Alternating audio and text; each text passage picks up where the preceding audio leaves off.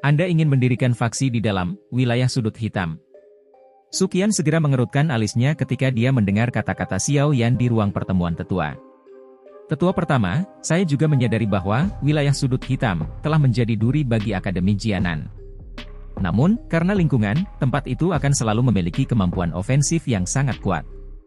Seperti kata pepatah, lebih baik berpencar daripada berhenti.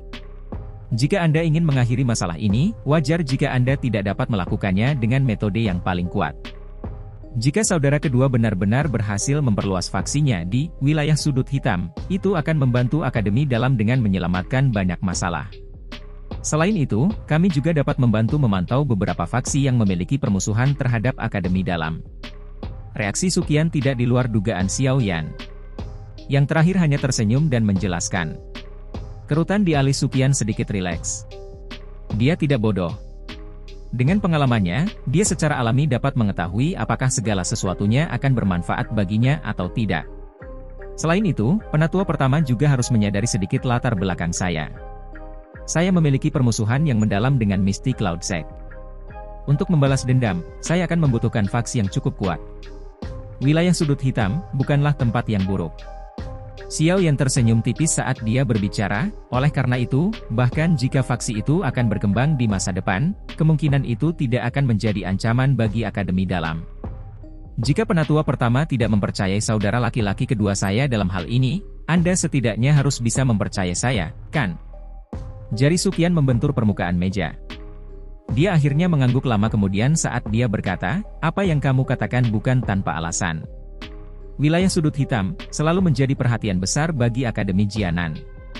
Jika faksi yang bersahabat dengan Akademi Dalam muncul, itu memang akan memiliki efek yang sulit diukur. Dengan kata lain, penatua pertama menyetujuinya. Xiao Yan sedikit senang saat dia menjawab sambil tersenyum. Apalagi yang bisa saya lakukan selain setuju?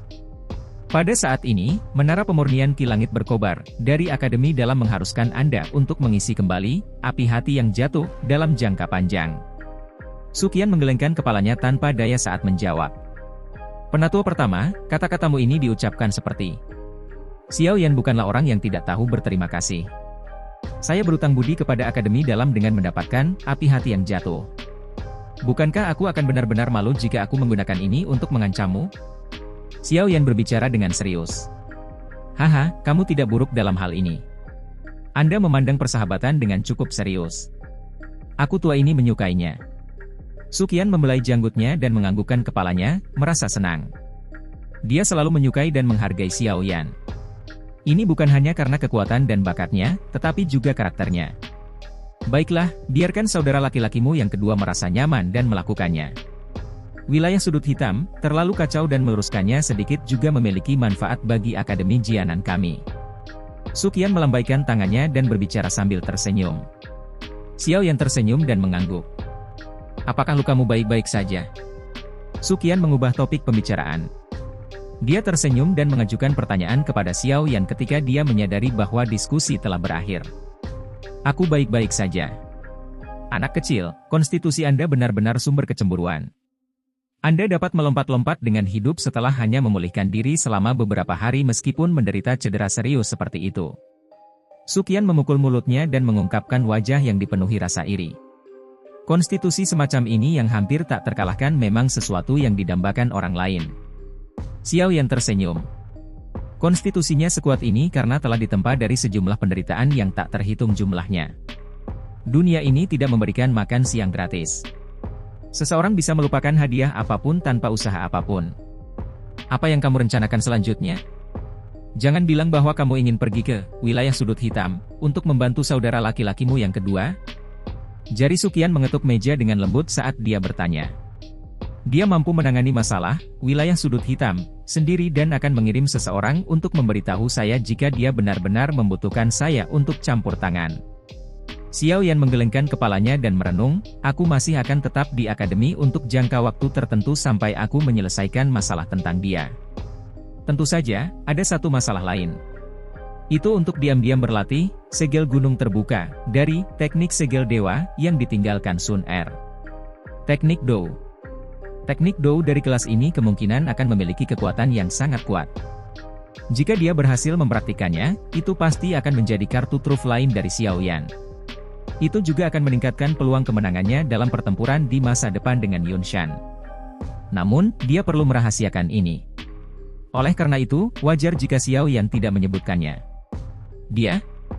Apakah kamu berbicara tentang wanita kelas Do Uzong itu? Sukian mengangkat alisnya dan segera bertanya dengan rasa ingin tahu, dari mana tepatnya wanita ini berasal? Mengapa saya belum pernah mendengar ahli seperti itu di sekitar tempat ini? Xiao Yan sedikit ragu-ragu setelah mendengar ini. Ketika dia berpikir bahwa ini tidak dianggap rahasia, dia mengangkat bahu dan memberikan penjelasan singkat tentang asal-usul Ratu Medusa. Haha, betapa tidak terduga. Dia sebenarnya adalah Ratu Medusa yang legendaris. Selain itu, dia adalah seorang Medusa setelah evolusi. Pantas saja. Wajah Sukian dipenuhi dengan keterkejutan saat dia memukul mulutnya. Dia segera berbicara menggoda ke arah Xiao Yan, tapi, anak kecil, kamu cukup kuat. Kamu bahkan berani memprovokasi wanita seperti ini. Saya mendengar bahwa Ratu Medusa berturut-turut semuanya adalah orang-orang berdarah dingin yang membunuh manusia seperti membunuh ayam. Tidak terduga bahwa dia telah campur tangan untuk menyelamatkanmu. Itu benar-benar tidak bisa dipercaya. Saat itu, Ratu Medusa yang berevolusi telah muncul di benua itu di masa lalu. Secara kebetulan, dia dianiaya oleh tuan muda dari faksi tingkat atas. Pada akhirnya, wanita itu menyerbu ke dalam faksi dan melakukan pembantaian, menghancurkan faksi itu. Sejak saat itu, orang-orang di benua itu mengambil jalan memutar setiap kali mereka melihat Ratu Medusa. Mereka semua takut bahwa mereka akan berakhir memimpin faksi mereka menuju kehancuran jika mereka ceroboh.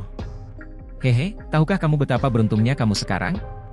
Xiao Yan mengusap keringat dingin di dahinya. Ratu Medusa sebelumnya memang menakutkan. Tidak perlu alasan apapun untuk membunuh seseorang. Mudah-mudahan, Ratu Medusa saat ini bisa sedikit lebih masuk akal. Saya akan lebih berhati-hati. Terima kasih penatua pertama atas pengingat Anda. Xiao Yan tersenyum pahit saat dia menangkupkan tangannya ke arah Sukian. Setelah itu, dia berjalan keluar dari ruang pertemuan di depan senyum pembuatan bir di mata yang terakhir. Sukian menyaksikan Xiao Yan menghilang kembali. Baru kemudian dia bergumam menggoda sambil tersenyum, namun, orang ini tampaknya tidak tahu bahwa meskipun memiliki sifat membunuh yang begitu intens, Medusa benar-benar mencintai seseorang sampai akhir begitu dia ditundukkan olehnya. Orang ini. Haha, keberuntungannya dengan wanita memang cukup bagus. Xiao Yan sekali lagi bergegas kembali ke gerbang Pan setelah meninggalkan ruang pertemuan. Dia memberitahu Xiao Li tentang kabar baik itu. Yang terakhir juga cukup senang setelah mendengar bahwa Akademi Dalam tidak menentang rencana tersebut. Dia segera mengingatkan Xiao Yan tentang beberapa hal sebelum dia buru-buru meninggalkan Akademi Dalam dan menuju kota Jianan untuk memanggil bawahannya.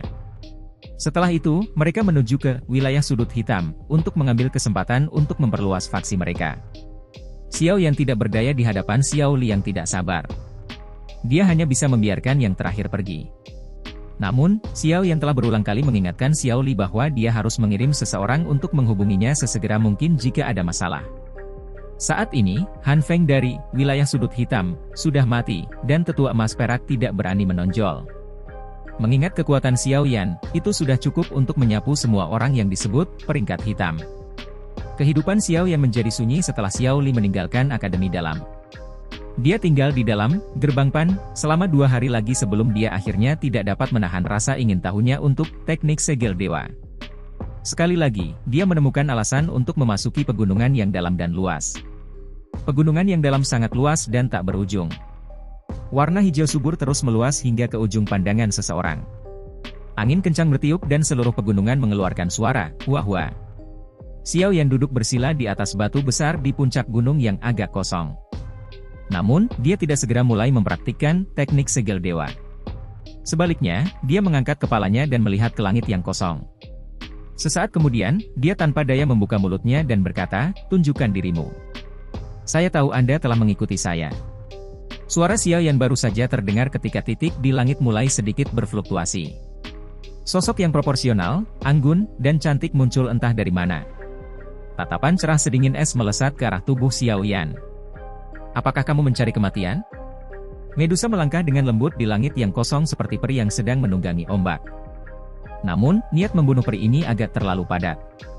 Dalam sekejap mata, dia muncul di depan Xiao Yan dan berbicara dengan dingin. Jangan bilang, mati, sepanjang hari. Saya juga sadar bahwa Anda tidak dapat membunuh saya sekarang. Xiao Yan melambaikan tangannya dan tertawa getir. Apa katamu? Alis Ratu Medusa vertikal ketika dia mendengar kata-kata Xiao Yan ini. Matanya yang panjang dipenuhi dengan niat membunuh yang padat dan dingin. Anda harus jelas menyadari apa yang saya katakan. Meskipun Anda telah bergabung dengan roh Heaven Swallowing Python, Anda juga dipengaruhi olehnya. Oleh karena itu, kamu tidak dapat menyakitiku, dan bahkan sering mengikuti di sampingku. Xiao Yan menghela nafas saat dia mempelajari Ratu Medusa yang wajahnya menjadi lebih jelek mengikuti kata-katanya. Jangan berpikir bahwa Heaven Swallowing Python dapat mempengaruhi saya selamanya. Aku akan bisa membunuhmu cepat atau lambat. Suara Ratu Medusa seperti gletser. Itu kosong dari emosi yang berlebihan. Kita bisa melakukan transaksi. Bagaimana menurutmu?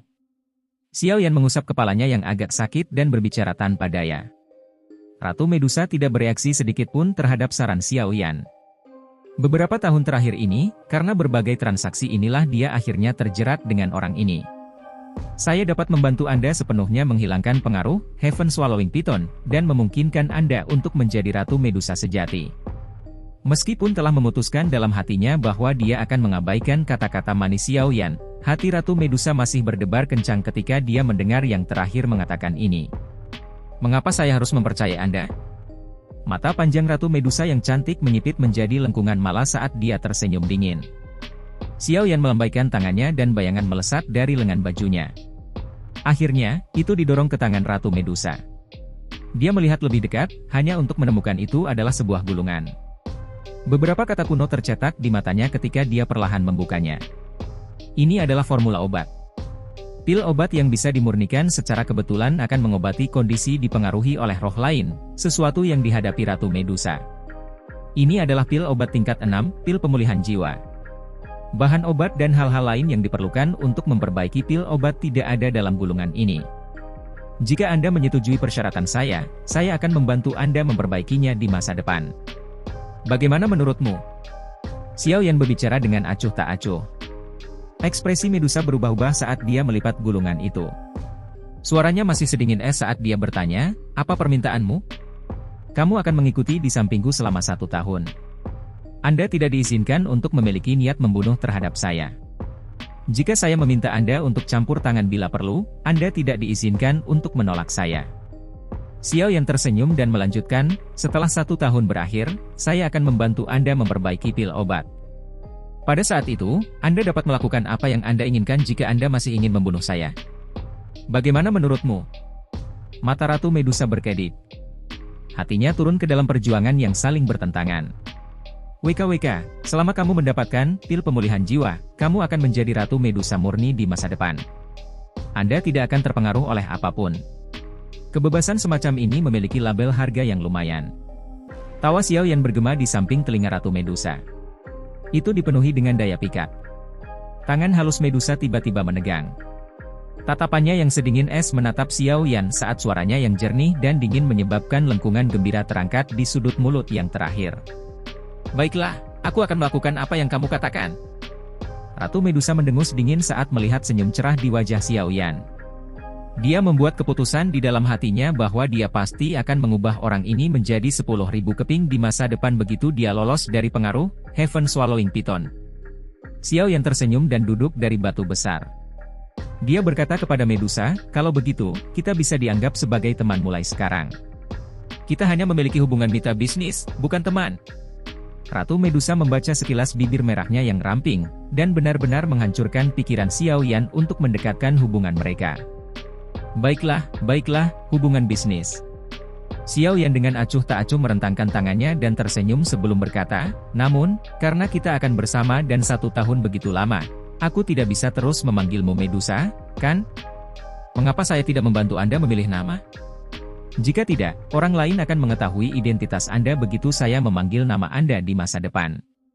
Tidak perlu mengkhawatirkan dirimu sendiri dengan itu. Ratu Medusa hanya menjawab dengan dingin niat baik Xiao Yan. Kenapa aku tidak memanggilmu Cailin? Saya pikir nama ini sangat cocok untuk Anda. Xiao Yan terus berbicara sendiri, merasa tidak sedikit pun khawatir bahwa nama ini sedikit Filistin. Tersesat. Ratu Medusa kesal dengan kata-kata Xiao Yan yang tak ada habisnya, yang menyebabkan dia sangat marah. Matanya yang cantik dipenuhi dengan rasa dingin saat dia menatap pemuda di depannya. Namun, ketika dia melihat senyum hangat cerah di wajah itu, kemarahan di matanya agak menghilang. Dia dengan dingin berkata, Ratu Medusa bukan hanya namaku, tapi juga statusku. Aku tidak membutuhkanmu untuk mengganti namaku. Begitu dia mengatakan ini, dia berbalik dan bergegas ke kejauhan. Kamu telah berubah menjadi manusia. Bukan bentuk setengah manusia setengah ular di masa lalu. Karena itu, Anda tentu membutuhkan nama. Di masa depan, aku akan memanggilmu Cailin. Xiao Yan mengangkat kepalanya dengan agak sembrono, dan berteriak keras kepada Ratu Medusa di langit. Tubuh Ratu Medusa berhenti sebentar. Matanya berkedip sesaat. Namun, dia tidak berteriak dengan marah kali ini. Tubuhnya bergerak dan dia berubah menjadi sosok cahaya yang bergegas ke kejauhan. Selain itu, bisakah saya menyusahkan Anda untuk membantu saya mengawasi sekeliling saya dan tidak membiarkan siapapun mengganggu saya? Jika tidak, jika terjadi kecelakaan, transaksi kami akan batal demi hukum. Ratu Medusa sama sekali mengabaikan teriakan keras Xiao Yan. Tubuhnya berkedip dan dia menghilang ke cakrawala. Tidak ada yang tahu apakah dia menanggung kata-kata Xiao Yan di dalam hatinya. Xiao Yan tersenyum tipis saat melihat Ratu Medusa menghilang. Dia akhirnya menyelesaikan masalah besar ini. Dengan apa yang disebut transaksi, pil pemulihan jiwa, dia tidak perlu lagi khawatir tentang kapan wanita menakutkan itu akan muncul dan membunuhnya. Hehe, Han Feng memang memiliki koleksi yang kaya. Dia bahkan memiliki formula obat untuk obat dengan efek yang aneh. Berkat dia, saya dapat menyelesaikan masalah saya kali ini. Xiao Yan menggosok cincin penyimpanan laut tenang di tangannya dan dengan lembut tertawa. Jika hanya dia secara alami tidak memiliki formula obat seperti pil pemulihan jiwa. Benda ini adalah sesuatu yang dia ambil dari cincin penyimpanan laut tenang saat dia memulihkan diri. Sekarang, aku akhirnya bisa bersantai dan berlatih teknik segel dewa. Xiao Yan meregangkan pinggangnya yang malas dan tersenyum sedikit. Dia sekali lagi duduk bersila di atas batu besar dan menutup matanya. Pikirannya bergerak ketika beberapa informasi perlahan mengalir melewati hatinya. Xiao Yan dengan hati-hati membaca metode pelatihan untuk segel gunung terbuka. Butuh waktu lama kemudian sebelum dia merajut alisnya dan membuka matanya. Teknik segel dewa, ini memang layak menjadi teknik dou tingkat tinggi kelas D. Kesulitan yang terlibat saat berlatih itu banyak kali lipat dari tsunami pemecah api. Sebenarnya perlu membuka 3 jalur ki tertentu sebelum seseorang dapat memadatkan telapak tangan dan manuver dou ki untuk melepaskan teknik dou. Xiao Yan mengerutkan alisnya dengan erat. Jalur ki dalam tubuh seseorang sama rumitnya dengan bintang-bintang di seluruh langit. Ada banyak dari mereka. Beberapa di antaranya kecil dan sulit ditemukan. Selain itu, mereka juga sangat rapuh. Lupakan tentang membukanya, mereka akan terbuka bahkan jika seseorang menggunakan energi yang sedikit lebih kuat untuk mengisinya. 3 jalur ki spesifik dari segel gunung terbuka, secara kebetulan adalah 3 jalur terpencil di tangan kanannya. Seseorang pasti harus menghabiskan cukup banyak waktu untuk membukanya.